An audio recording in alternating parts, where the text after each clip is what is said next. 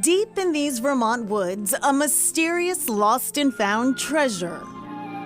Once a famed artist colony, Arlington was home to Norman Rockwell from 1939 to 1953. There were several other Saturday Evening Post illustrators and famous illustrators. The man on this cover, painted by Rockwell, is the late Don Trachty, a well-known cartoonist and painter. He modeled for Rockwell and got to know him, says Trachty's son, also named Don. He worshiped Norman Rockwell, and he just loved this painting. This painting is Breaking Home Ties. This man is losing his son, and his son is looking off to the future. It's really a strong painting. In 1962, Trachty's father bought it directly from Rockwell for $900. Rockwell later would borrow the painting for exhibits, and it became an iconic work. My dad really clutched onto the painting. He just didn't want anyone to touch the painting. Then he was faced with a divorce. As part of the settlement, Trachty's parents gifted 8 paintings, including the Rockwell, to their 4 children. My mom happened to have 5 of the paintings here in her house, and my dad had 3. One of them, of course, was Breaking Home Ties. So the next 35 years, we just thought everything was hunky-dory. Not so when the painting was on view at the Rockwell Museum in Stockbridge. One artist insisted it was a meticulously painted fake.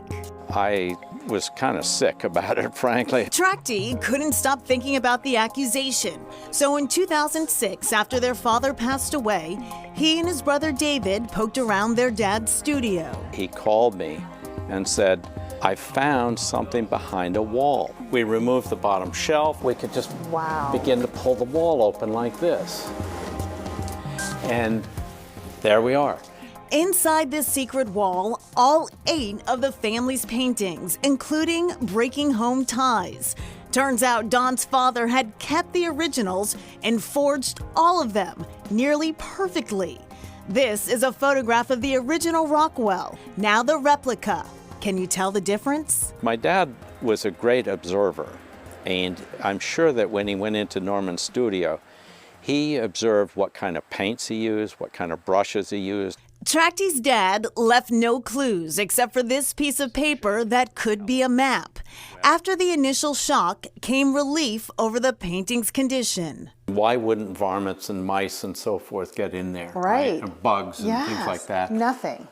They were perfect. So were you mad at your dad at all? You know, it's a puzzlement because, of course, people ask, what if we sold the studio? What if it burned down? And when did he do it? He just didn't want to relinquish it to the world. He wanted to keep it. The brothers immediately informed the Rockwell Museum. Word got out, and in came the offers to buy, even from billionaire Ross Perot. Sotheby's made the sale in November of 2006. When we got to $9 million, I felt pretty good. And then when you got to 15? When I got to 15.2, I felt really good. It was a record sale for Rockwell, no doubt boosted by the story behind it. I appreciate my dad's skill and just wish I could talk to him and get more details.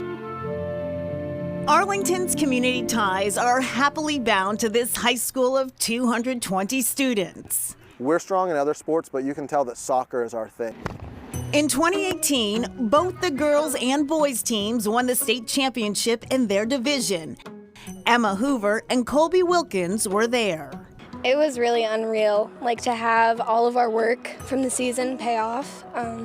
Yeah, it was like no other feeling in the world. It was our first championship for boys men's soccer in 23 years. Colby plays alongside his younger brother Braden. Their head coach, State Trooper Todd Wilkins, their dad. From my perspective, it's phenomenal. When we're here on the field, I'm coach.